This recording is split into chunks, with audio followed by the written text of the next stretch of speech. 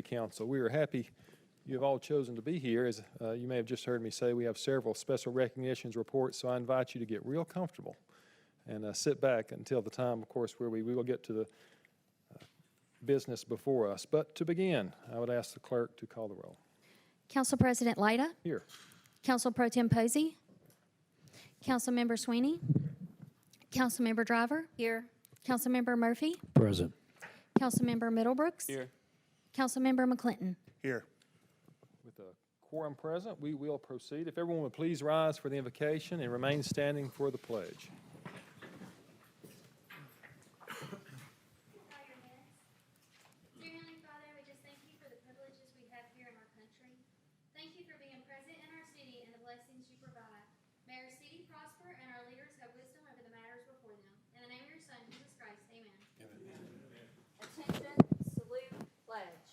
I pledge allegiance to the flag of the United States of America and to the republic for which it stands, one nation, under God, indivisible, with liberty and justice for all.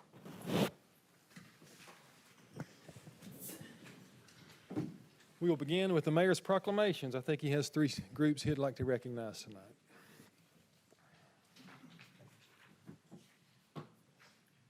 Thank you, Mr. President. Let's see, let's get these in order here. I would like to invite Whitney Wilson, who is the board director, Stella Wilson, Harika Kashiraki, and Asiya Malik.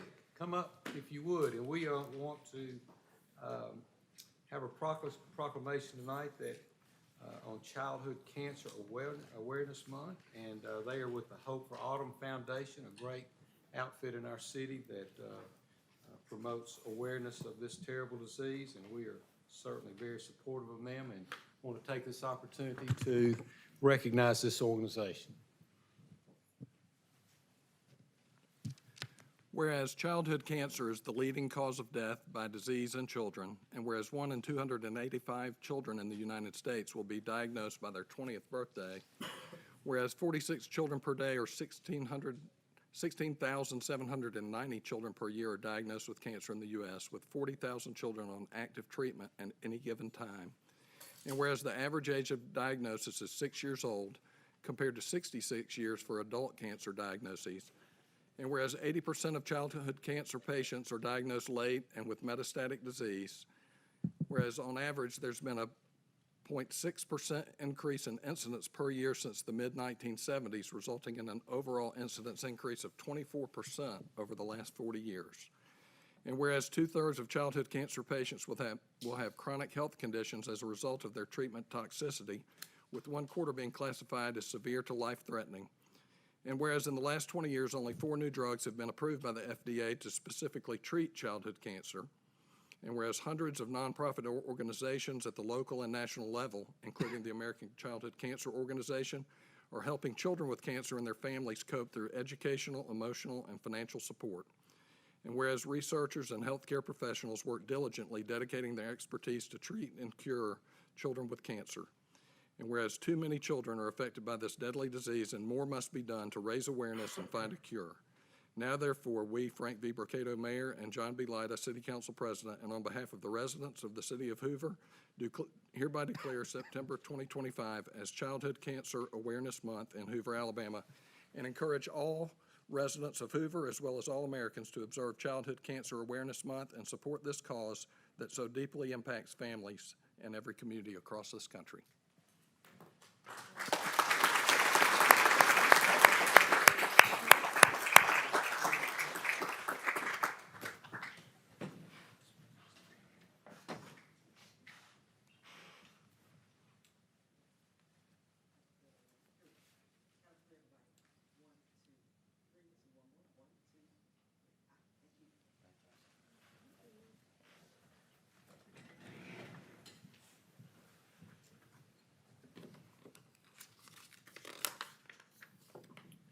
And we would like to recognize our nurses as Nephrology Nurses Week. If Sarah Kennedy, RN, would come down, Tanisha Leonard, and Lisa Mosley.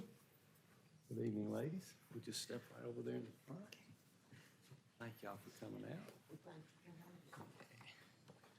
And Mr. City Attorney, if you would.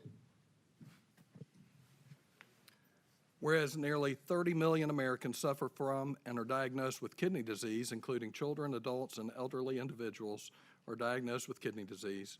And whereas the depth and breadth of the nephrology nursing profession meets the different and emerging kidney disease and other healthcare needs of the population of Hoover, Alabama.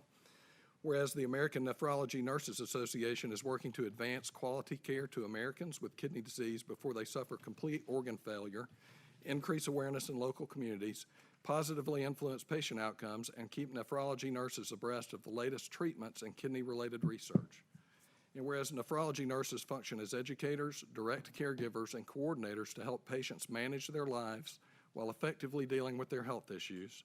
And whereas the number of new patients diagnosed with kidney disease has doubled in each of the last 2 decades, the demand for nephrology nurses will persist to expand at this trend, as this trend is expected to continue. Whereas more qualified nephrology nurses will be needed in the future to meet the increasingly complex needs of patients who are experiencing or at risk for kidney disease. And whereas along with the American Nephrology Nurses Association, the Hazel Taylor chapter number 239 has declared the week of September 14th through 20th, 2025 as Nephrology Nurses Week to celebrate and honor the unselfish work nephrology nurses perform each day to maintain the health of thousands of individuals with kidney disease. Now, therefore, we, Frank V. Mercado, Mayor, and John B. Lyda, City Council President, do hereby proclaim the week of September 14th through 20th, 2025 as Nephrology Nurses Week in the city of Hoover, and encourage all citizens to join us in honoring the nephrology nurses who care for patients with kidney disease and to celebrate nephrology nursing's efforts to advance patient care and reduce the incidence of kidney disease and show our appreciation for Hoover, Alabama nephrology nurses, not just during this week, but every opportunity throughout the year.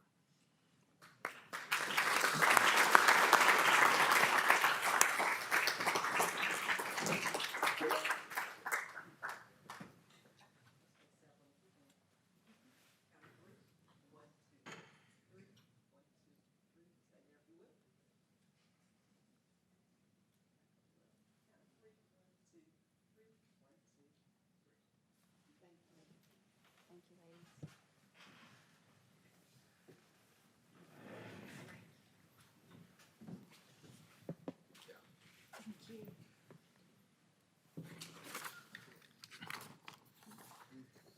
And if we could have Misha Emmett and Callie Sisk come up, please, with the Suicide Prevention Month. Misha's the Alabama Director, and Ms. Sisk is an Alabama Board Member. If you would come up. You by yourself? Okay, great. No problem. Thank you for coming out tonight. We'll just go right over.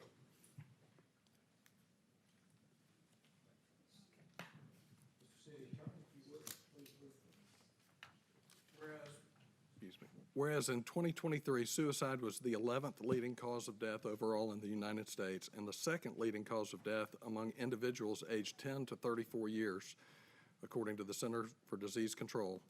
And whereas in 2023, suicide was the 13th leading cause of death in Alabama and the third leading cause of death among individuals aged 15 to 24 years.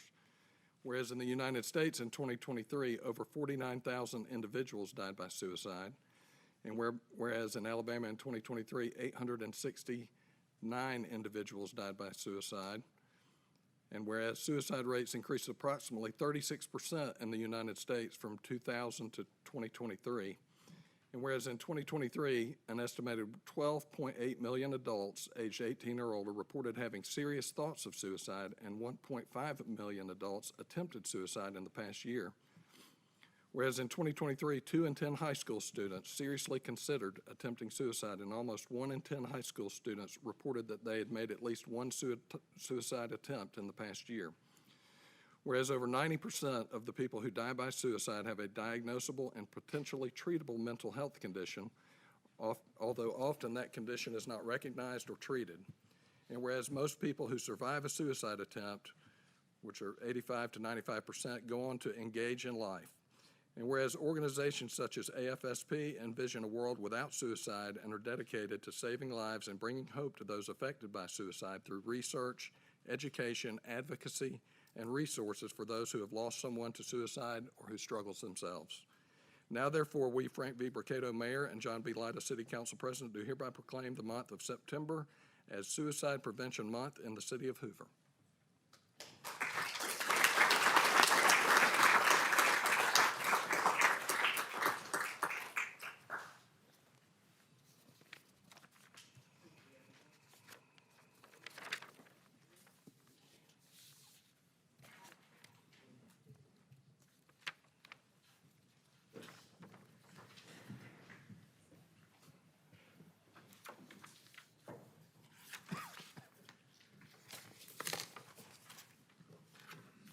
And we would like to recognize one of our outstanding employees, Kimberly Marlin.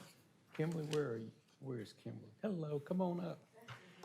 Kimberly has 25 years with us, and is just a remarkable woman that we appreciate so much. She came to work the City of Hoover on September the 5th, 2000 as a gardener. In April 2005, she was promoted to horticultural specialist. In 2021 to a specialist senior. As Hoover's one and only female groundskeeper, she has the reputation of outworking everybody, no matter what the gender. She pays attention to detail, occasionally offering unfiltered opinions, and we appreciate that as well. And she's become legendary among her co-workers, specializing in floriculture, horticulture, and greenhouse operation. Kim's unique talents and works are displayed really in just about every park that you see throughout our city. She has an associate's degree and holds numerous professional certifications in horticultural management. This is very special, she was instrumental in growing, designing, and installing the custom SEC logo and the flower bed that you see for the SEC tournament. And that is really something that the SEC loves, and it just really brings a highlight to that event to our city each year. She also has oversight at Aldridge Gardens and Hoover Randall House. She has just takes her job extremely serious. She loves working with people. You come to work in the morning, she's already out there digging and putting in new plants and just doing everything she can to make sure that our city is beautiful. Just does a wonderful job. An outstanding lady, someone that we are grateful for. She came to us from Birmingham. She had many years there where she kind of honed her skills and then brought them here to Hoover and has really done an outstanding job. She has a tremendous love for Alabama football, her family and friends, and of course she's an outdoors woman as well. So thank you so much for all that you have done for the city of Hoover over the last 25 years. We're grateful to you.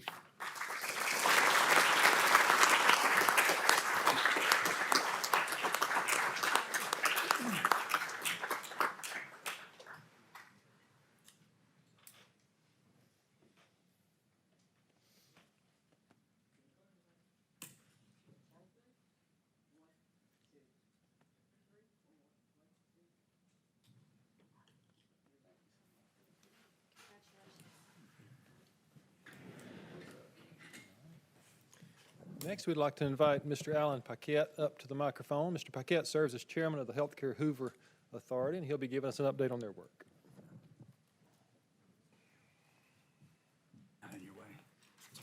Good evening, everyone. Thank you for allowing me to be here tonight. Been asked by several city councilmen over the past few months to update us on how the Healthcare Authority is doing in regards to the Riverwalk project. Quick little history lesson. The Healthcare Authority in Hoover was formed in 2022. And when we started out, we thought we were going to bring a hospital to the city of Hoover. It kind of went from that to maybe a smaller boutique hospital. And as we met with the industry leaders throughout the Birmingham area, we settled on the concept of an ambulatory surgery center, which they told us that was the new model in healthcare going forward. We started working on that. We had to have a location for that, which ended up being in Riverwalk. In January of 2024, we submitted our application for a certificate of need to the board. A little bit of turbulence hit us at that time, and it took us several months to get through some legal hurdles. But finally, in mid-September 2024, we were able to present our case before the Certificate of Need Board in Montgomery. And if you've never testified before that board, I think you should add it to your bucket list. It's always an experience that you will never forget. And thankfully and officially on November 4th of 2024, we were awarded a certificate of need for an ambulatory surgery center at Riverwalk. It had one stipulation tied to it that we had to meet, and that was by November 3rd of this year, 2025, we had to submit a project modification form naming an operator for that shopping center. After we got busy on this, our RFP process did not really yield the results we were looking for, so we began collaborating with our CR Endeavors, the landlord, the developer, to come up with a strategy to find an operator for the surgery center. And I'm happy to say they're beginning to really yield results. Just today, the board met with CR Endeavors. We interviewed 2 surgery center operators. Both were absolutely outstanding, and our goal today was to potentially vote and choose one. However, as that meeting was being set up, a 3rd operator have stepped forward and asked for an audience with the CON board, and our goal is to try to accommodate them very quickly, even this week. From there, we will then collaborate, get together as a board, and be ready to choose an operator for the surgical center at Riverwalk. We're confident that this November 3rd deadline date will easily be met. We hope to work through the month of October to have all our paperwork done, because we are required to be on or before November 3rd to submit this form. And that's where we are. I'm happy to answer any questions you may have, council. Any questions for Mr. Paquette? Yes, sir. First, Mr. Paquette, thank you for your leadership Yes, sir. on this board. It's great to hear that we're looking confident that we will have an operator by November 3rd. That's great news. Is there anything else that we need to know about the Hoover Healthcare Authority in there? Yeah, I think about a month ago, Ms. Cornett, the CFO, and I met at Attorney Corley's offices with CR Endeavors just to talk about the master lease. It seemed hard to read, hard to follow, a little bit clumsy and clunky, and we asked them to cooperate in cleaning that up. Now, in economic terms, the incentives will not change, obviously, but they have been super cooperative, have submitted a draft of a cleaned up master lease that we're all going to look at, and we'll make sure all the right eyes get on that document. So I appreciate their efforts in doing that. Will that come back before the council for ratification? I don't know the answer to that question. I don't know what the requirements are, but if that is a requirement, definitely we'll do that. Thank you. Alan, is there like a rush on why you're trying to get the master lease done so quickly? The initial one? Yeah. Yeah, well, yeah, there was a little bit of a hurry there for a couple reasons. We wanted to get our CON application in, and in order to do that, you have to name a location. You have to have a building. You have to have an address. So we want to do that. And the biggest part of that was the state of Alabama has put a moratorium on surgery centers. That moratorium was kicking in January of that year. So we certainly wanted to make sure that we were in under that deadline so that we were going to be considered for a CON. You're welcome. Anything else? Thank you, sir. All right, thank you. Next, we are honored to have Miss Jefferson County here tonight. Elaina Burt is here, and she would like to make introduction and tell us a little bit about her platform. Miss Burt, welcome. Awesome. Well, hello, everyone. I'm going to turn this way so I can see everyone. As he said, my name is Elaina Burt. I could not be more excited to be here tonight. I am Miss Jefferson County 2026. I'm also a sophomore at the University of Alabama, so roll tide to that. And then I'm also the proud founder of my own nonprofit, Charlie's Chance. So some of you probably don't remember this, but about 4 years ago, I stood in this same room. I talked to this council and shared a little bit about who I was and the work that I was doing. And at this point, the vision for my nonprofit was just starting to get up off the ground, and I was just starting to do some of this work in the community, and my journey in the Miss America opportunity had really just started, but I ended up getting a recognition from you all for my community service, and I just felt so encouraged. I felt so empowered, and it was really from that journey and those roots that started here, that journey led me to earn the title of Miss Alabama's Teen in 2023. And now I stand here, I'll be competing for the title of Miss Alabama, which is crazy. Like I said, a lot of my roots started right here in Hoover. I was raised in River Chase. My dad is a proud teacher within the Hoover City School System. And so I've just had such an overwhelming support from the Hoover community throughout my life. And it's just such a full circle moment to be here tonight, formally inviting you all to my 4th annual Wings of Hope fundraising gala. So I mentioned that I have my own nonprofit, Charlie's Chance. This is named after my little cousin Charlie. She was diagnosed with a rare and debilitating form of epilepsy when she was 1. And this February, at just 8 years old, Charlie gained her angel wings. And so now Charlie's Chance and Wings of Hope is really not only a tribute to Charlie, but it's my promise to her to continue that legacy and to continue sharing her story and advocating for the other 54,000 Alabamians that we have here in Alabama that suffer with epilepsy. So Wings of Hope is really a night full of celebration, celebrating the epilepsy warriors in our life. It's on November 1st from 5 to 8 p.m. at the Southern Museum of Flight, and I would love nothing more than to have you all join me there. All of the tickets and sponsorship info can be found on my website at charlieschance.org. I'm also going to put some of my invitations that I have in some envelopes right outside, so feel free to pick any of those up. But again, this is really just such a special full circle moment for me to be back here speaking to y'all. So thank you for your support. Thank you for letting me speak. And if you have any questions, come find me after or grab one of those envelopes or charlieschance.org. So thank y'all so much.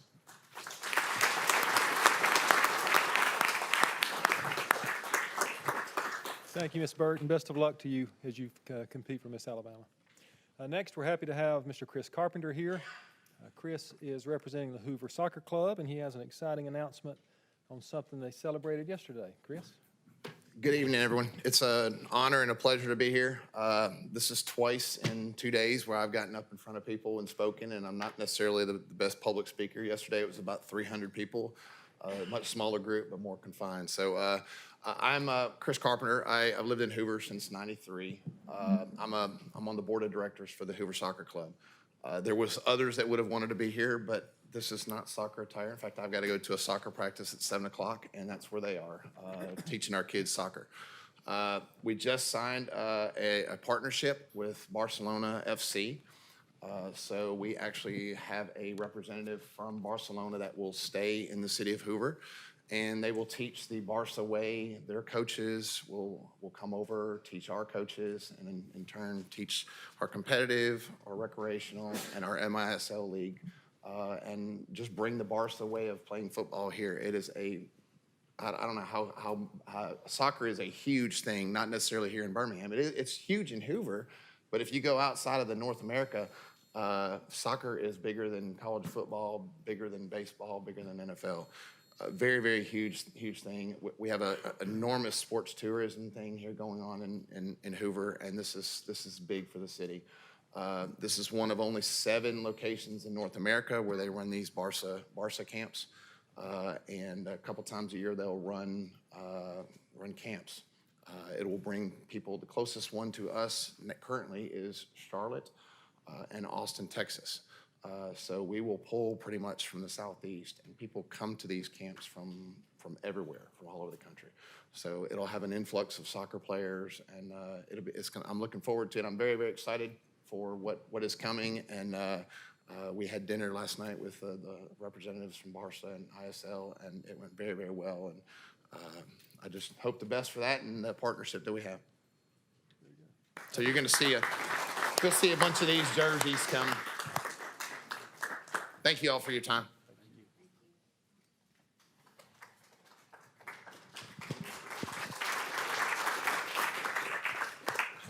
Next up, we would invite Mr. Corey Furr to the microphone. He will introduce a Central Hoover Market Galleria study that is just completed.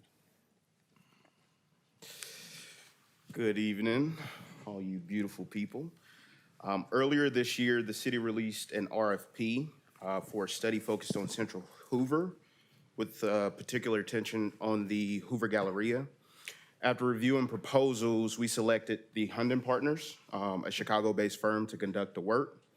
Over the past few months, Hunden has conducted market research, engaged with stakeholders, compiled a comprehensive study based on the insights they gathered. This is a data-driven study that is needed to inform development opportunities or redevelopment opportunities. This evening, we are fortunate to have the representatives from Hunden here to provide a high-level overview of their findings. It's going to be about a 10 to 15-minute presentation. Following their presentation, a full study will be uploaded to the City of Hoover Economic Development website under the Hoover Studies tab, where it will be available for public access in download. If there are no questions for me from anyone, I will present Nick and Steve. Any questions for me? All right. That might work. Great. Okay. Thank you, Corey. And first, thanks to all of you for inviting us here this evening to talk and go over the results of the study we've completed. So I'm Steve Haemmerle, Executive Vice President with Hunden Partners. I'm joined by my colleague, Nick Farrisee, who also worked on this study. Hunden Partners is a nationally based real estate advisory firm. About 80% of our clients are public sector clients, and the work we do sits at the intersection of tourism development, economic development, and real estate development. So what I'm going to talk about this evening are a couple of things. A little bit of a project overview and site analysis. I will talk briefly about industry trends and case studies. I'll talk about our market findings and recommendations, and then some thoughts about a conceptual redevelopment plan for the project. So as Corey had mentioned, we were engaged to provide a market feasibility and redevelopment strategy for the River Chase Galleria. This is a market-based approach, and so we were looking at the underlying real estate market, looking at the financial performance of different asset classes, and we were looking at ways to transform the Galleria and looking at an opportunity to create sort of a vibrant, walkable city center for Hoover. So what we looked at, we spent some time looking at River Chase Galleria and its history, looked at how it's performing today. We talked and engaged with the key property owners and stakeholders and chatted with them about their thoughts about a redevelopment strategy. And we also looked at how the Galleria is located within the larger economic context, both nationally, regionally, and locally. As part of our assessment, I had mentioned we talked to a whole range of stakeholders, political leaders, community leaders, brokers, economic development professionals, and all of that helped us form the basis for our recommendations. We also looked at other municipalities and looked at what other places have done to reposition projects like the River Chase Galleria. And we looked in terms of case studies at what some of the lessons learned and what the big takeaways are. So we were looking at, retail, office, hospitality, entertainment, residential, and that range of sort of uses that could exist here at the Galleria. We were trying to figure out what the most appropriate mix of uses would be. We wanted to look at how those uses could be laid out physically on the site. And then we wanted to understand what competitive advantages this site had as a whole. What we wanted to do really is figure out how we can get from where we are today to where you all might want to be, and part of this study is looking at and providing clues as to where that might be. So it was really about figuring out a strategy to get there, looking at the opportunities that exist to really position this, and when I say this, the River Chase Galleria is the center for Hoover. I mean, geographically, it sits generally in the middle of Hoover. So this is an opportunity to see, or we wanted to look and explore the opportunity of creating a downtown. We looked at the economic and fiscal impacts, and we also took a look at what the next steps ought to be taken to help advance the development. So a lot of this you all know, but River Chase Gallery, when it opened, had about 1.2 million square feet of retail space, 15-story hotel tower, 17-story office tower, was one of the largest mixed-use developments in the Southeast, and it has been served as a really popular regional destination.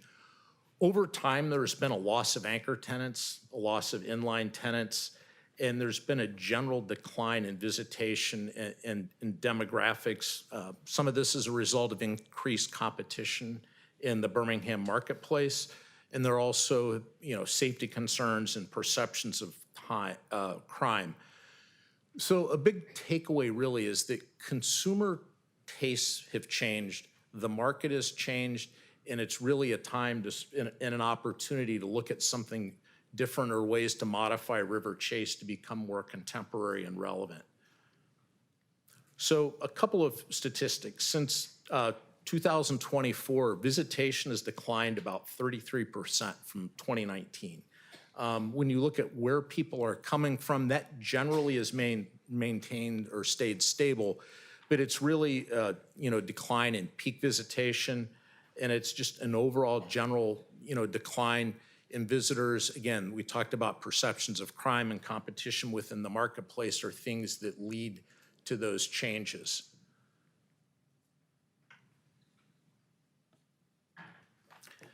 So one of the things I wanted to point out here is if you take sales tax collection, and I think this one is an important data point, but if you look at sales tax collections in 2007, increase those by inflation, and then look at actual sales tax collections, in that period of time, that's resulted in an approximately $75 million loss in revenue to the city of Hoover. Again, if you look at inflate 2007 sales tax numbers and look at what 2024 was, that's about an $8.5 million loss.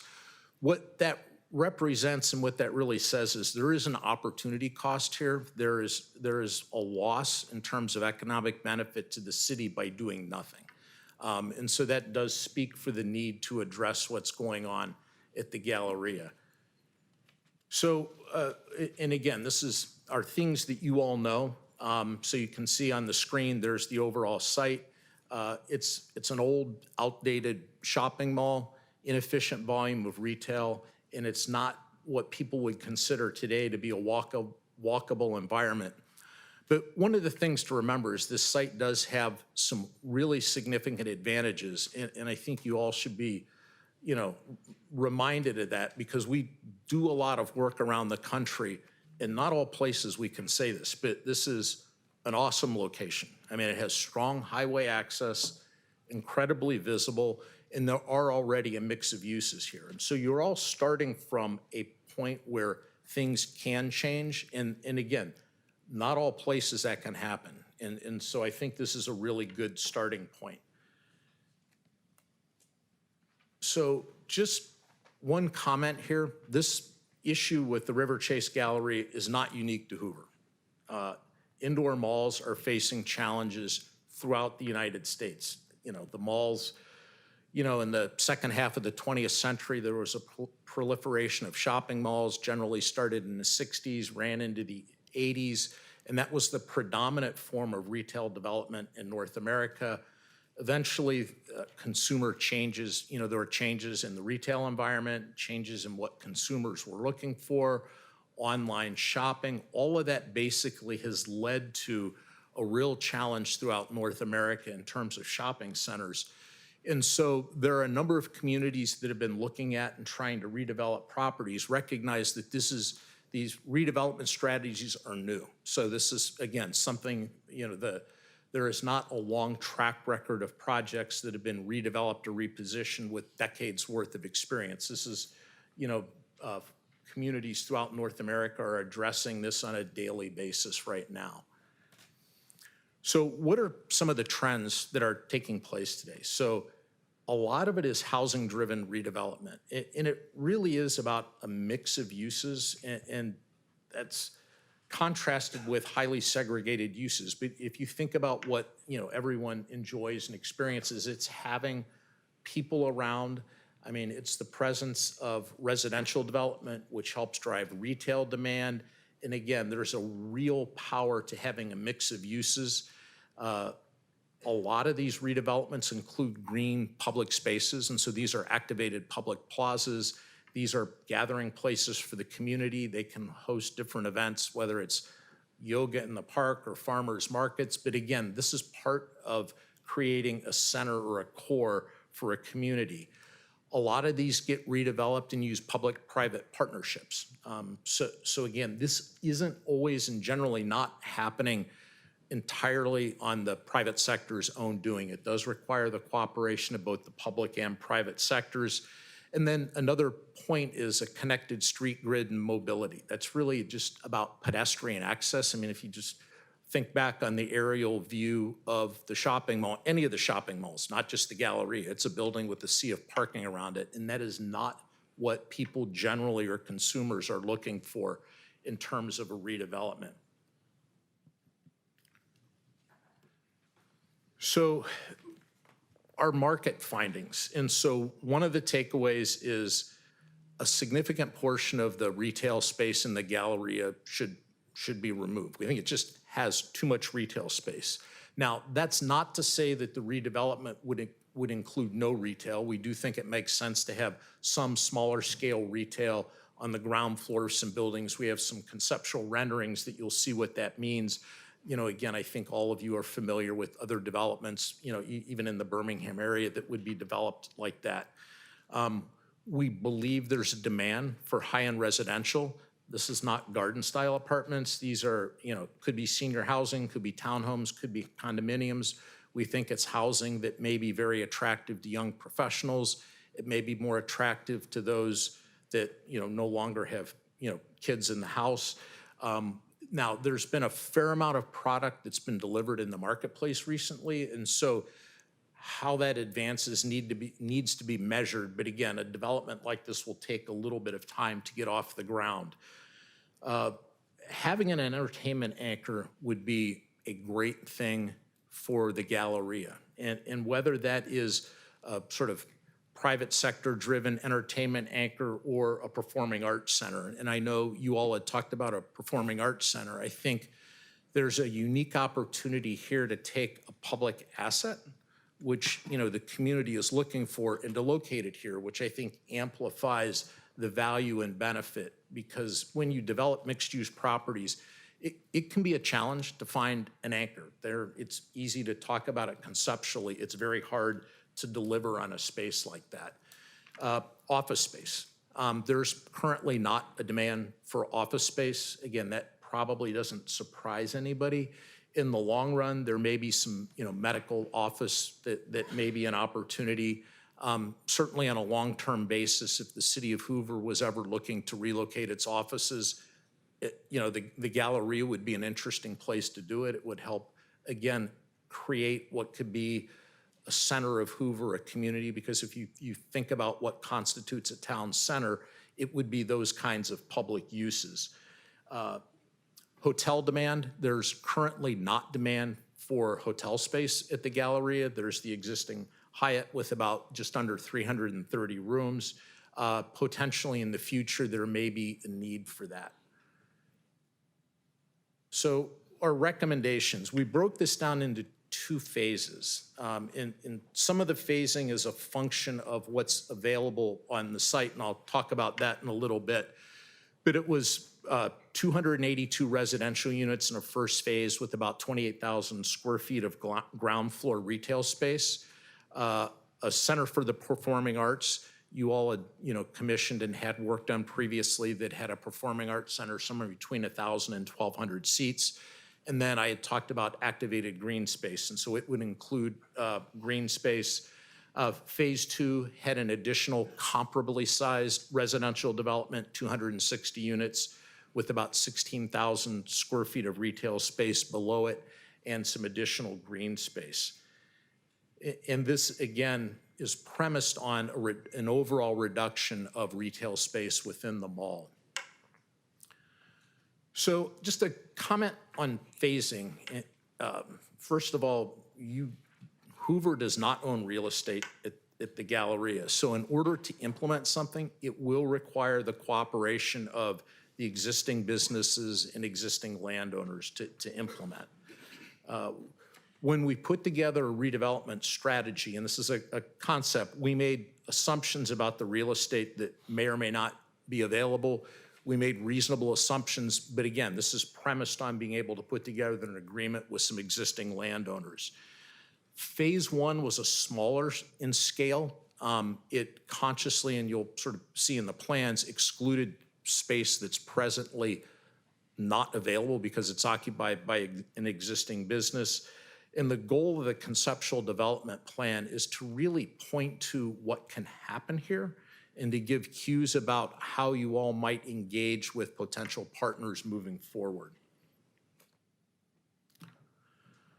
So this is a phase one. It's a conceptual drawing. You know, again, I want to emphasize this is not a development plan. It's really intended to show what the site can accommodate. We had provided market-based recommendations. It's really hard to understand what that means unless you look at it physically on a site. So you can see there are 282 apartments, 28,000 square feet of ground floor retail space. You can see the location of the Performing Arts Center. You can see the green space. A couple of things to highlight here is this is premised on the acquisition of the Sears box. So that's where it's located. And one of the other assets that the site has is there's a lot of parking. And so one way to help on the cost side of things is to utilize some of the excess parking capacity to help bring down the cost of the residential development. So this is a conceptual rendering of what the phase one could look like. We had worked, two of the partners that we worked with when we put the study together was Cooper Carey, an architecture firm with offices throughout the United States. They have a headquarters in Atlanta. They also have a very active retail practice out of their Denver office, and then Horticulture, which is based in Birmingham, helped provided cost input. And so the initial development costs were projected at about $85 million for the private construction. So that's the apartment buildings, little under $10 million in infrastructure cost. The Performing Arts Center was, estimated to be approximately $50 million. And the commercial development does still have a feasibility gap, which means it doesn't generate the returns that a commercial developer would be looking for. And all of these numbers exclude land costs. So the second phase of the drawing that you're looking at here does use the Macy's box. And again, we're not in a position to sort of say what will or won't happen with Macy's, but when we put together phase one, we thought it very prudent to make sure that it would work with a second phase that may be able to utilize the Macy's box if Macy's left, occupied another box. So again, this is sort of thinking, we're not sort of saying that this is a development plan. It includes about 250 apartments, 16,000 square feet of retail, and some additional green space. One of the things that if you look at the conceptual rendering, so you can see how that starts to fill out the site. The construction cost here is about $88 million. It's more than the other because there would need to be some parking added here. And so that serves to drive up the cost. Infrastructure is about $7 million, and you can see there's a larger feasibility gap here of about 13. And if you think about it in the context of the parking, that's really what's driving the difference. So, big takeaways, the Galleria, there are a lot changes in consumer demand. The mall is generally an outmoded or, outdated mode of sort of delivering retail, but there are some excellent site advantages to the real estate here. And so I think that's a very powerful. There's demand for modern residential product here. Those products work best in a mixed-use environment where you have green space and other activities. We think with a reduction in the amount of retail space in the Galleria, it actually provides sort of a catalyst and an impetus to really jumpstart the development here and to do something that's impactful It needs to be done in phases, but I think on a long-term basis, there's an opportunity here to do something pretty neat. The opportunity really is, residential, ground floor retail, entertainment space, performing arts center that could serve as and eventually become a downtown Hoover experience. We think the apartments that are provided provide sort of a good critical mass to get started on the development. So the trick then gets to be, how do we advance this? It's our belief to catalyze the development. The city of Hoover will need to provide financial support. We believe that to be the case. Financial support can take the form of land acquisition, infrastructure reimbursements, tax incentives. There are a whole host of ways to do this. We think in order to advance this, a next step would be to begin discussions with exploratory conversations with the adjacent or the existing underlying landowners. I had said before, you all don't own land here. Anything that happens needs to happen with the existing partners, and engaging in an earnest dialogue with them is a way to advance the process. And then the other sort of important piece of this is, I talked about the Performing Arts Center. That can serve as a meaningful catalyst, and if developers are looking at the opportunity, a commitment by Hoover on locating a performing arts center here serves as a stake in the ground, and it starts to sort of hint toward, the importance of this area for the city of Hoover. And so one of the things that would be important there is to begin and understand and put together a business plan for what the Performing Arts Center is. There are a whole wide range of, performing arts centers, from community-based to more commercially based, and that would be another thing that would be beneficial for the city of Hoover to advance in the meantime. So that's an overview of our presentation. I don't know if you all had any questions right now. Any questions tonight? I know this is all new information. Mr. President, Mr. Steve, back on page 16 and 18, could you explain a little bit further the financial feasibility gap and what that means? Yeah, so what we do is we look at what the cost of the facility is, and we look at it from the perspective of the developer. And so we make certain assumptions as to the kinds of returns that a developer would be looking for. So we would use like an internal rate of return as a metric. I think we were targeting somewhere between 15 and 16% for an internal rate of return. And the gap is basically the amount of money that would be needed to allow or to induce the private sector to invest its money.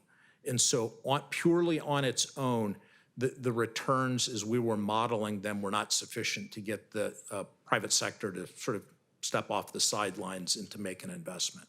Okay, understood. Thank you. Mr. President, there's a few, and I'll just send an email with a list of questions, so I won't take up all the time. So, saw on the study, it was a before and after, of course, of what projections of Hoover population of visitors used to be versus currently right now, and making some assumptions that the goal is to have more than what was previously coming to that area years prior.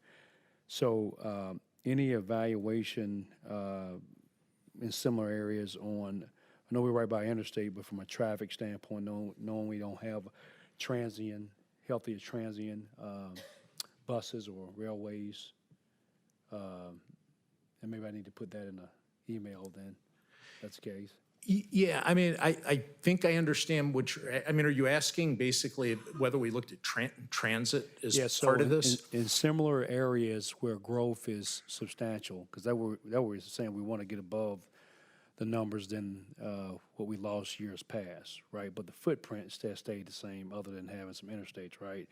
So getting from one place to the next is going to be a little bit more difficult, already dumping to 150 and Highway 31. With that being said, we don't have a good transit system regionally, right? So what have you seen in other areas with similar setups?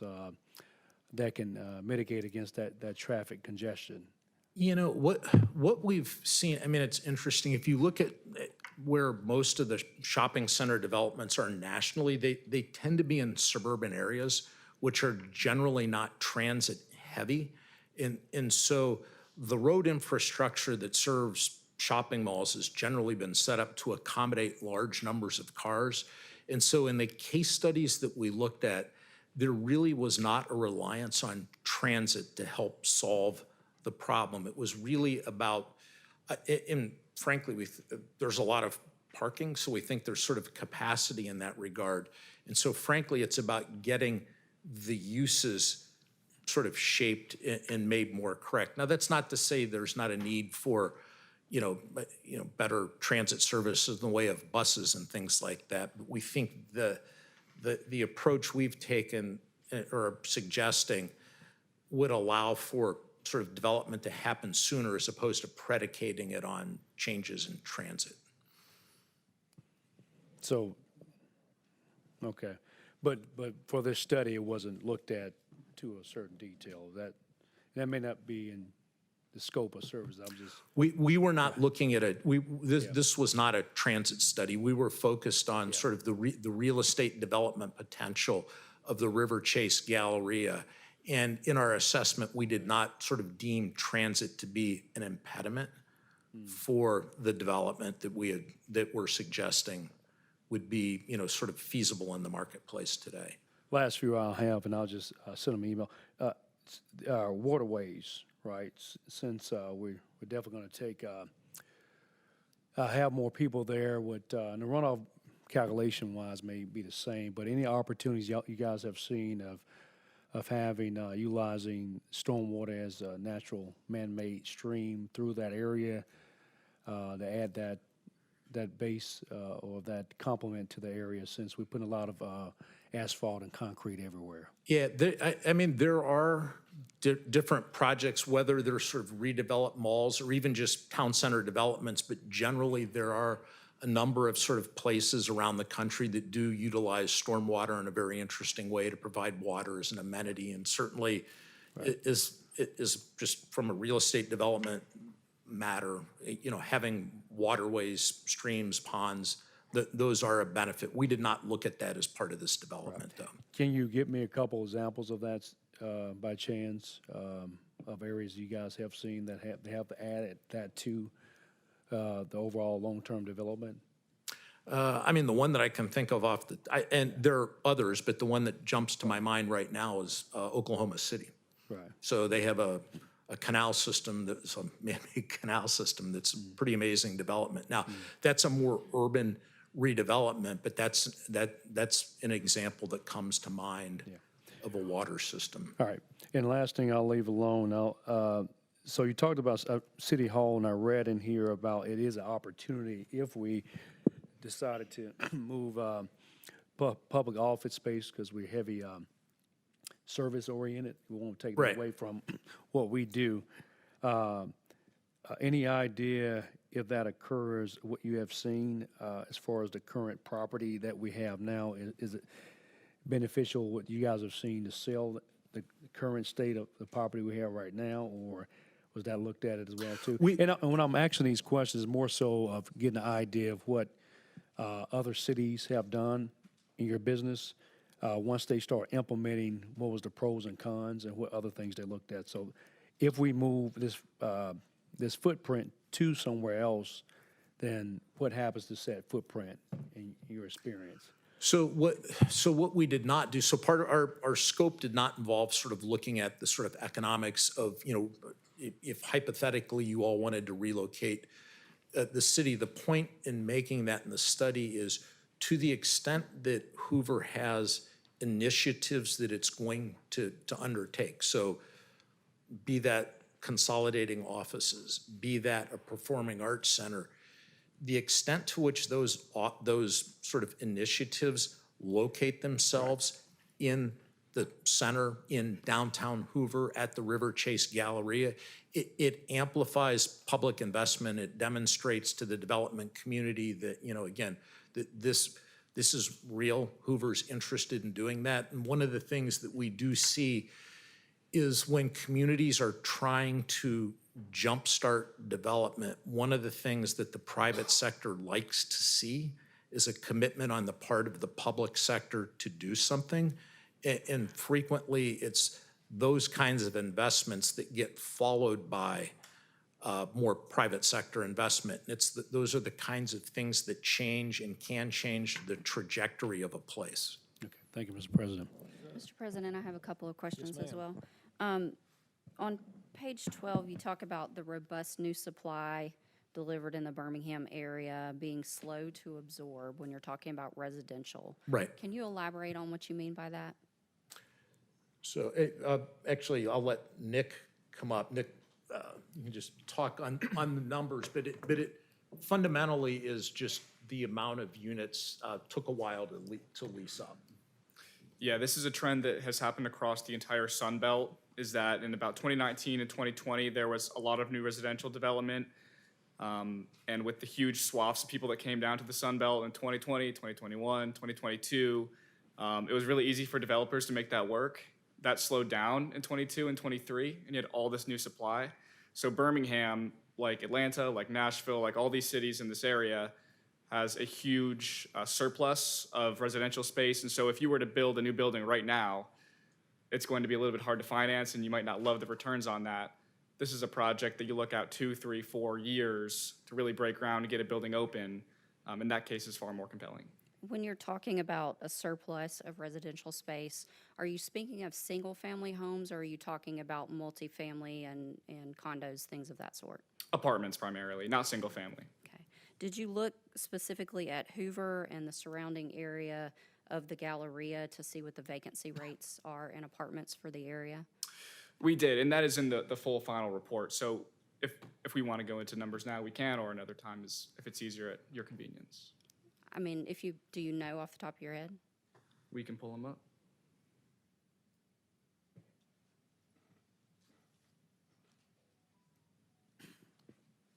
So what we did is we looked at we use a service called CoStar, which is a commercial real estate data aggregating system. In the Hoover submarket for apartments, multifamily, it was a 12.6% vacancy right now, which for most apartment complexes is probably double what they would be projecting in their own pro formas and budgets. Now, granted, when we take a tighter look at our competitive set, which are the newer buildings that have been built in and around this metropolitan area, these are amenity-rich apartment buildings. They're high-quality finishes. They're in walkable urban areas. Those buildings are doing far, far, far, far better. They are performing exceptionally well. The buildings that are struggling and are contributing to about a 13% vacancy are these older garden-style apartment buildings from the 50s, 60s, 70s, 80s that have not been updated and aren't quite the product that would be built today or that we're suggesting in this report. Okay, thank you. One other set of questions. So I noticed that you specifically recommended that we not consider for sale residential at the site. Can you elaborate on why? And Nick, if I miss anything, let me know, but some of it is just the nature of for sale product. We just felt this was more of an apartment market. We think the for sale product is probably generally targeted toward families. And so families are going to want more space than what the apartments would provide. Okay. Those are all my questions, Mr. President. Any others? Good, gentlemen, thank you very much. Thank you. Next, we'll call on Ms. Jennifer Cornett for an update on revenue.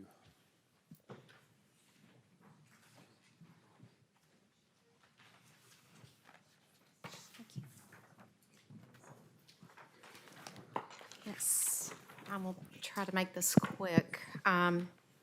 We now have 11 months of our tax revenue in, which is 91.6% of the year.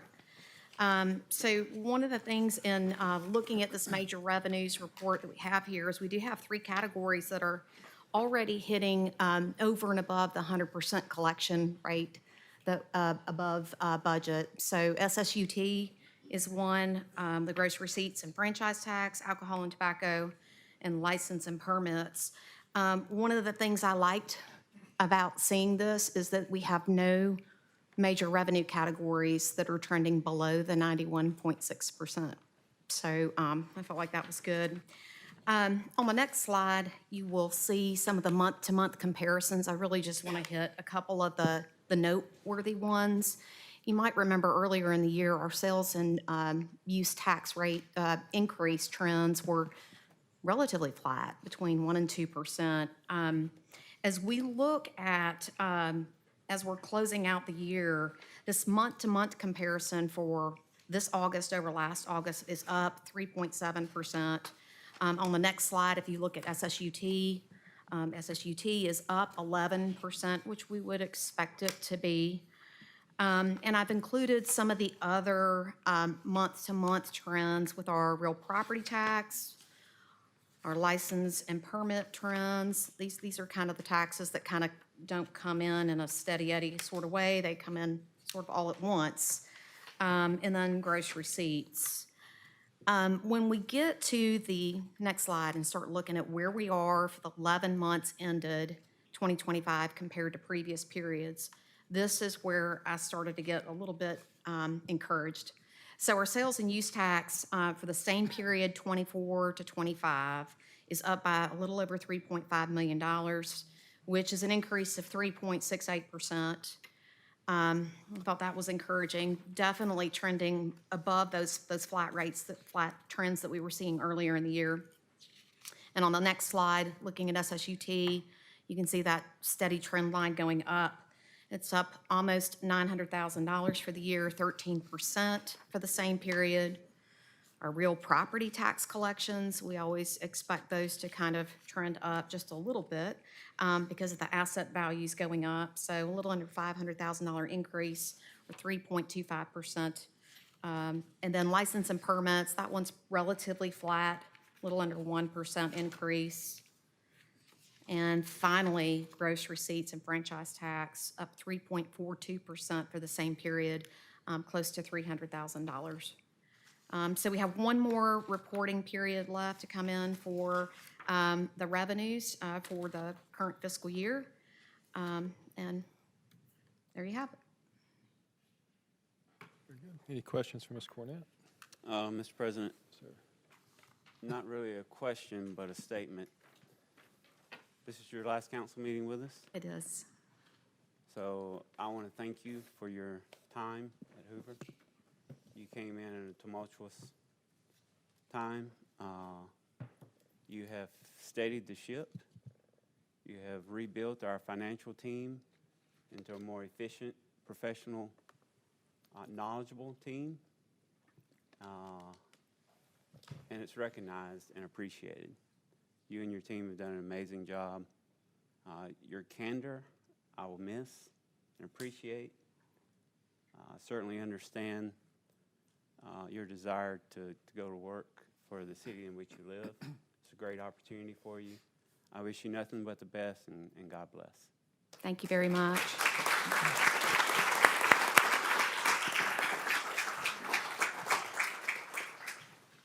We will now move to our consent agenda. Items are presented together. They'll be voted on with one vote, unless, of course, we will have someone from the body or the audience ask that an item be removed. I will ask item 15 be removed from the consent and moved to regular. Any other item that the council would like moved from the consent agenda? Anyone from the public here to speak on any item you see before you on the consent agenda? Those are items 1 through 16. Yes, sir. Well, that was just a presentation, so no vote will be made on that tonight. You can at public comment. I'll call on you for that, okay? At the very end of the meeting. Thank you, sir. All right, seeing no other items. Mr. President, I move to approve the consent agenda. We have a motion and a second to approve. Mr. Corley, if you'll read our items. Yes, item number 1 approves the payment of bills. Item 2 approves the minutes from the September 8th, 2025 council meeting. Item 3 is Resolution 857325, which approves a 020 restaurant retail liquor alcohol license for T.A.&A. LLC, DBA Habaneros Mexican Grill, located at 1694 Montgomery Highway, Suite 184, Hoover, Alabama. Item 4, resolution number 857425 declares certain property is not needed as listed in Exhibit 1 to the resolution and authorizes Mayor Brocato to dispose of the same via donation, auction, or recycling. Item 5, resolution 857525 authorizes Mayor Brocato to terminate an interlocal agreement with the city of Pelham for fleet management and repair services and authorizes Mayor Brocato to issue the required 6-month written notice of termination to the city of Pelham. This resolution further authorizes the absorption of 2 mechanic positions currently funded by Pelham into the city of Hoover's budget. Resolution 857725 authorizes Mayor Brocato to execute a renewal agreement with Liberty Mutual Insurance for the Hoover Historical Society, general liability and property insurance policy. Resolution 857825 authorizes Mayor Brocato to execute an agreement with Chubb Group of Companies, Ace American Insurance Company, for the City of Hoover Park and Recreation Board insurance policy and for public officials liability coverage for the volunteer board members. Resolution 857925 authorizes Mayor Brocato to execute an agreement with Richmond National Insurance Company for the purchase of public officials liability insurance policies for the following boards and authorities: the Downtown Redevelopment Authority, the Commercial Development Authority, the Healthcare Authority, the Industrial Development Board, the Cahaba Solid Waste Disposal Authority, the Medical Clinic Board, and the Library Board. Resolution number 858025 authorizes Mayor Brocato to execute a renewal amendment to order form with Place Labs, Inc., and any and all documents necessary for the execution of said order form for a data subscription service. Resolution 858125 authorizes the mayor to execute a change order for the Hoover Public Library Theater renovation project, bid number 25-006, for an increase in $4,843.95 for a new contract sum in the amount of $280,840.95 with CT General Contractors, LLC. Resolution 8582-25 authorizes Mayor Brocato to accept a bid number 25-008 from A-Plus Portable Restrooms for portable restroom facilities and services in the amount of $45,575, and further authorizes the mayor to execute an agreement reflecting the same.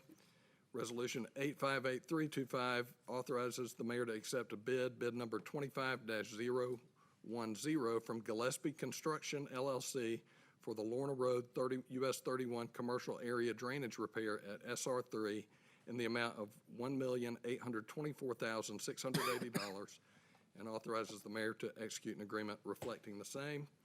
Resolution 858425 authorizes the continuation of the budget for the fiscal year ending September 30th, 2025 as amended until such time as the budget for fiscal year ending September 30, 2026 is adopted. Resolution 8585-25 amends the budget for the fiscal year ending September 30th, 2025 for fire equipment as shown in Exhibit A to the resolution. Resolution number 858725 authorizes the mayor to execute an agreement with Shoal Engineering for flood pay. That one's that's the moved one to you're the pulling regular. Regular, Yes. okay, sorry. Resolution number 8588 authorizes Mayor Brocato to execute an agreement with DEX MPS as detailed in Exhibit 1 to the resolution. We have a motion and second for approval of all items on the consent agenda. All in favor say aye. Aye. Any opposed say nay. The ayes have it, the motion carries. We'll now move to the regular agenda, beginning with item number 15, resolution number 8587-25, Mr. Corley.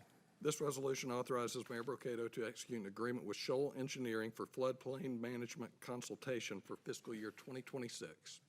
Mr. President, I move to continue this item to the call of the chair. Second. Have a motion and a second for continuing to the call of the chair. Any questions from the body? All in favor say aye. Aye. Any opposed, nay. The ayes have it, the motion carries. Item number 17, resolution number 8576-25, Mr. Corley. This resolution authorizes Mayor Brocato to execute an assignment of benefits with Lloyd's and Blue Cross Blue Shield of Alabama for a stop-loss insurance policy for Mayor Brocato to execute an amendment to enrollment agreement with Blue Cross Blue Shield of Alabama. Mr. President, I move to approve resolution number 8576-25. Second. Have a motion and second for approval. I will be abstaining from the conversation and vote. Any questions from the body? Any from the audience? Seeing none, we have a motion second for approval. All in favor say aye. Aye. Any opposed, nay. The ayes have it, and the motion carries. Item number 18, resolution number 8586-25, Mr. Corley.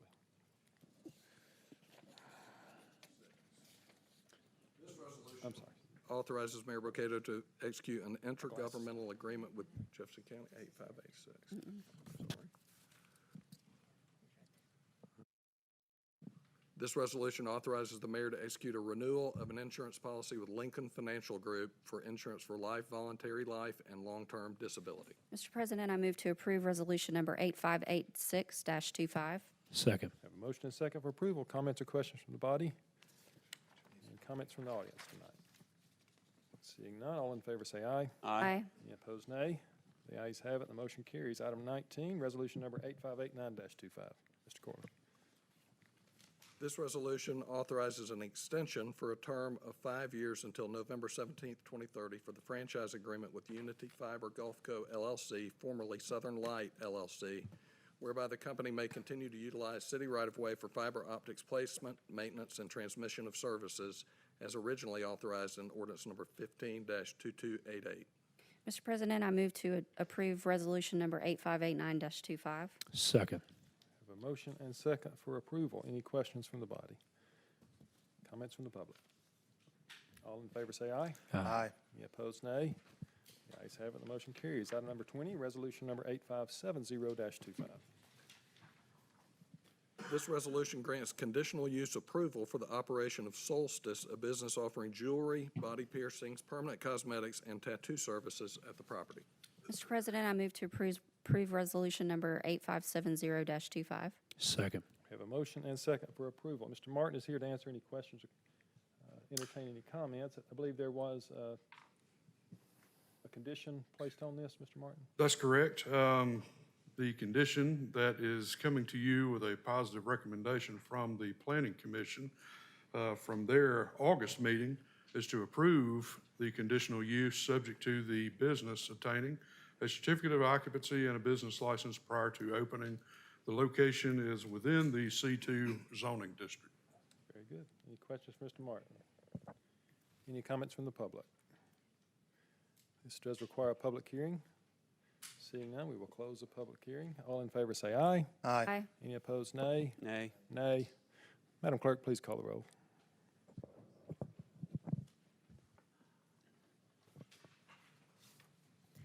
Counselor Sweeney? No.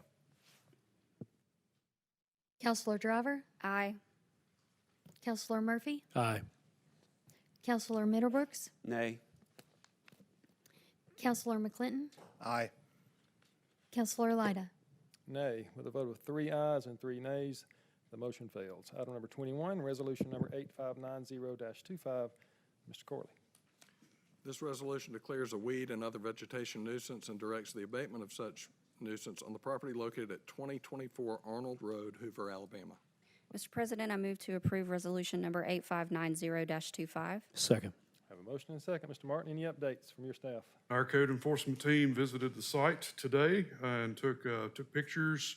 The property is still considered a nuisance per code, and we would like to move forward with the declaration this evening.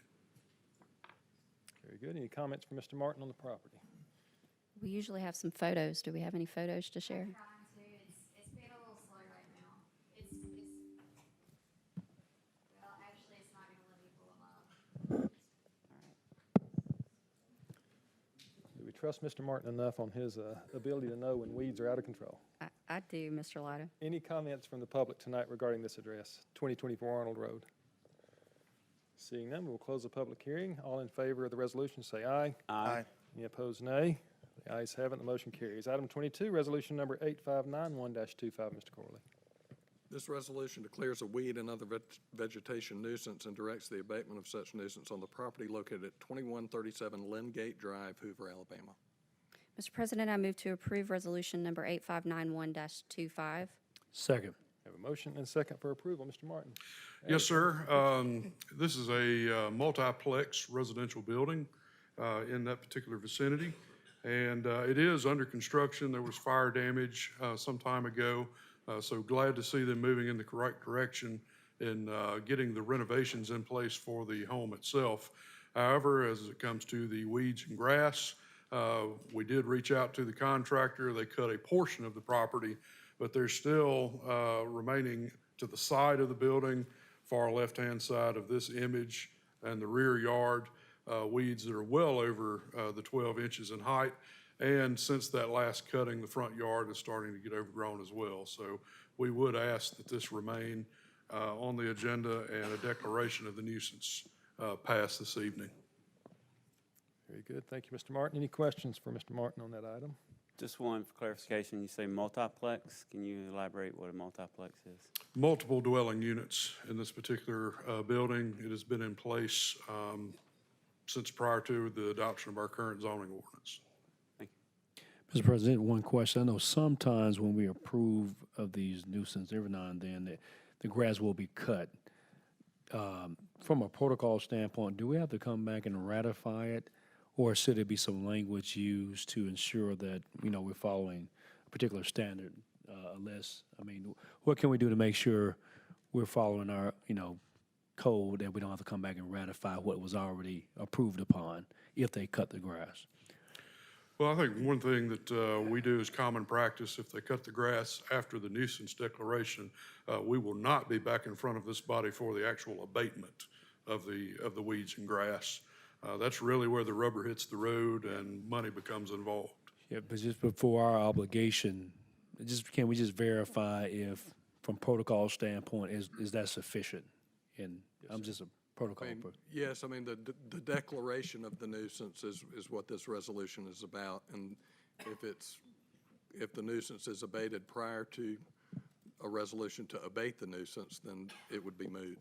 Okay, so nothing for us to do. Okay, thank you. Very good. Thank you, sir. All right, we have a motion and second for approval. All in favor say aye. Aye. Any opposed, nay. The ayes have it, and the motion carries. Item 22, resolution, no, I'm sorry, we moved to 23, resolution number 8592-25, Mr. Corley.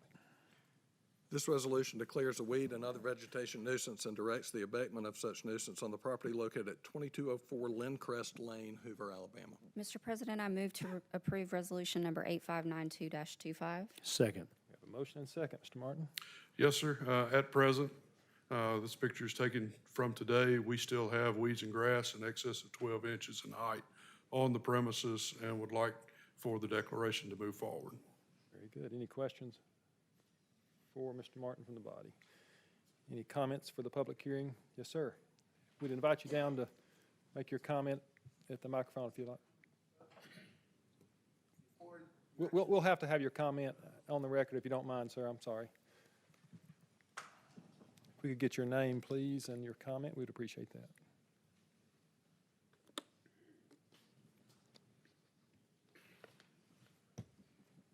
Okay, my name is Vito Ferrulo.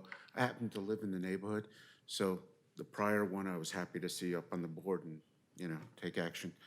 This one, though, before you do that, does somebody actually speak to the owners? Yes, we did make contact with them. Okay, because I thought this was, I thought they had died. Maybe it's a different house. That's why. Okay, that's what I wanted to know, No, seriously. Just like the other one, the first one, but you seem to know the owner. He must, right, the very first one on Arnold? I don't know the owner. Well, anyway. All right, thank you Sir, very much. typically, I believe the city tries to contact the owner. If it's a situation where it's a person with special needs or elderly and can't cut the grass, we have multiple churches throughout our community that offer those services. So the city works with the homeowner to connect them with those services. That's what I wanted to know. That's what I'd like to hear. Yes, thank you. And makes a good point about the Arnold Road facility. We do have a case there where a church has reached out to us to abate that one.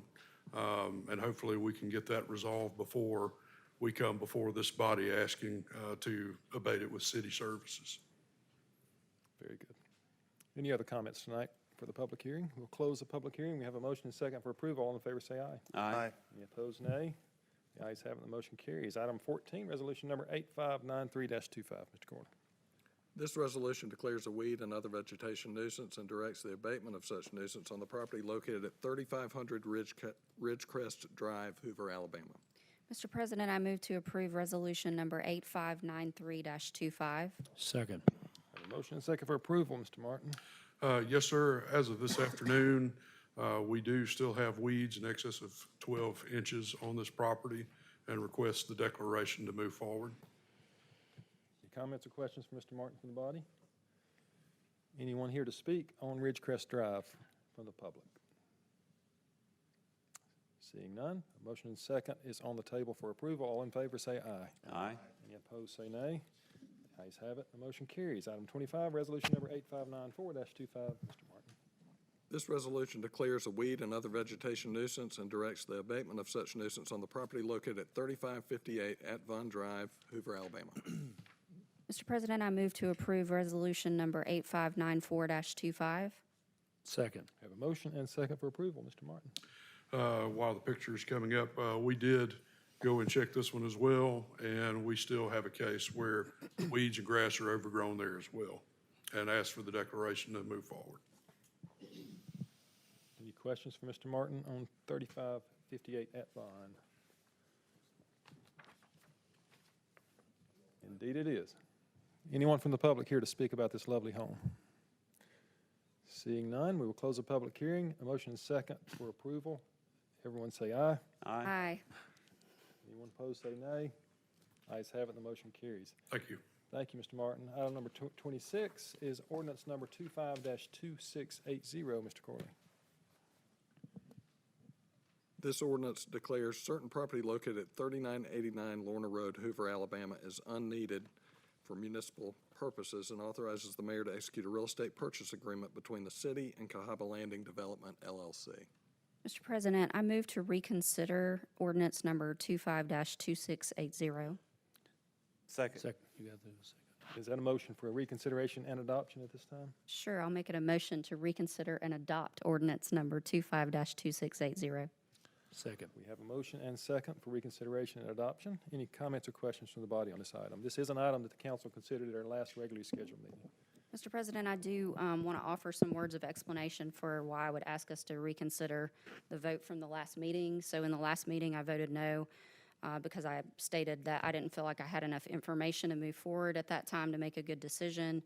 After the meeting, I learned that there had actually been detailed information sent to me as a counselor via email by the staff, and I had missed that while on vacation and had overlooked it. So I want to say that I'm sorry for indicating that I didn't get the information when I actually had it available to me, and that's why I would like for us to reconsider. Since that time, I've had time to speak with the staff and have all of my questions answered. Very good. Thank you, Councilor Driver. Any other comments regarding the adoption of the ordinance? I just want to say that, the ordinance reads unneeded property. So the city originally purchased this property with intent to develop it. It's a vacant lot that's been neglected for many years. There's an old cement plant. So it's not clear cutting and building something new. It's a redevelopment of an old developed lot that has been neglected by the owners. And also to provide access, open up access to our Blueway, the Cahaba River. So this is meeting the need and the vision that the city originally had for this property, which is putting something useful that the community can appreciate, an amenity and quality of life item, and also providing access to Cahaba for, say, canoeing and kayaking and paddle sports. So, Any a other good thing. comments? I'm sorry to cut you off. No, you're good. Okay. Anyone from the public here to speak on the ordinance? We have a motion and second for adoption. Madam Clerk, please call the roll. Counselor Sweeney? Yes. Counselor Driver? Aye. Counselor Murphy? Aye. Counselor Middlebrooks? Aye. Counselor McClinton? Counselor Elaina? Aye. With a unanimous vote of 6 ayes and 0 nays, the motion carries and the ordinance is adopted. Now we will set public hearings for 2 different resolutions. No action will be taken on these tonight, beginning with item 27, resolution number 8571-25. Mr. Corley. This resolution grants conditional use approval for the operation of a Fusakli's restaurant, including a drive-through to be located at 5552 Grove Boulevard pursuant to the conditions listed in Exhibit 2 to the resolution. A public hearing is scheduled for October 13th, 2025. And item 28, resolution number 8572-25, Mr. Corley. This resolution grants conditional use approval for the development of a medical office building with a surgical center for the property located in Peridot Place within the Stadium Trace Village Phase 2 development pursuant to the conditions included as Exhibit 2 to the resolution. A public hearing is scheduled for September 13th, 2025. Very good. That brings us to the end of our agenda. I would ask the council if they have any comments tonight. I'll begin by passing on an invitation that Chief Bentley asked, that you'll see the gentlemen, we have some firemen here with a new toy outside, and I'm told you can't miss it. It's a new ladder truck, Truck 4. The mayor tells me it's painted red, so you cannot miss it. So you are invited to tour, and I know the gentleman will be out there to show you around the new apparatus after the meeting, and I hope you'll take the time to do that. I certainly plan to as well. I do want to pass on a note of sympathy to the Humphrey family. Mr. Hal Humphrey passed away late last week. Hal was a young man, just a little bit older than me, in his early 50s, and he leaves behind a daughter, Claire, and her mother, Sharon. Hal served very faithfully on our library board for a number of years. Councilor Middlebrooks appointed him to that position, and Hal will be missed in this community. He was a genuinely wonderful man, and he'll be remembered and celebrated tomorrow at St. Peter Catholic Church between the hours 11 and 2, and I know the family and friends would invite you to stop by if you are able. Any other announcements tonight? Public comment, sir. We'll begin with you if you'd like. Come on down. Haven't seen you in a while. It's been a while. Yeah, but I love coming here. Listen to everybody talking. My name is Paul Braswell. I live at River Chase Gables condominiums. And several months ago, I heard that there was going to be a redevelopment at the Galleria, and I was very excited about that. It's a great place, but it does need to be redeveloped. And so today, I saw in the Hoover Sun that the results of that had come out, and I wanted to hear you talk. And I have to say that I'm very thankful to you. Everything that you've talked about sounds really great. I am glad that you brought up the part about the housing. That's the one thing, if I had to say one thing, I think you have a great idea. That's the only one that I'm kind of thoughtful about, concerned about. You talked about a great location, the ingress and egress. The location is so wonderful. I have to wonder if it's being utilized to its potential by putting apartments in there. That's just my thought. And you talked about the new kind of apartments that they have these days, that they're so successful, and I see that because they're being built in a different way, a more expensive way, a nicer way. So I see that, but you also talked about the older apartments in Hoover that are, you have a lot of people who are not in there. The occupancy rate is down. So I kind of wonder, what about the idea of maybe utilizing that location for the newer type apartments? Take the older ones that are starting to crumble and they don't have as many people living in them. Could they be reutilized or repurposed with the kind that you're talking about putting in the Galleria? And then as far as the Galleria, if you did want to put some residential in there, because you brought up about maybe condos, townhomes, something that you could buy. And I know that your plan said that that's not really what you need, something that you could buy because people need more room to live. But in a condo or townhome, they don't need as much room as a home that's got, 3-bedroom, 2-bath, mom and dad and kids. So I don't know, I just felt like maybe if you're gonna do residential in the Galleria, maybe the condos and townhomes there, and then the high-end apartments, maybe locate those in the apartment complexes that are kind of falling apart and the occupancy rate are low. So anyway, there you go. Thank you, sir. Very good. Thank you. Thank you. Ms. Patel. Hello, my name is Chanveer Patel. The plan that I saw is what I had reimagined Galleria to be. The one thing which I felt, and I would like to make a recommendation, is to house a police station in there because I saw the art center, I saw the apartments, the residential, and everything else. But I think public safety is important. So housing a police station there will be very good to restore also more trust in the public for, to come there more often and have that. So that's my recommendation. Thank you, ma'am. Any other comments tonight from the public? I'll remind everyone there is an election tomorrow. 2 council races will be on your ballot. Polls are open from 7 o'clock a.m. until 7 p.m., so one more chance to cast a vote in the city. Thank you for your attendance. We're adjourned.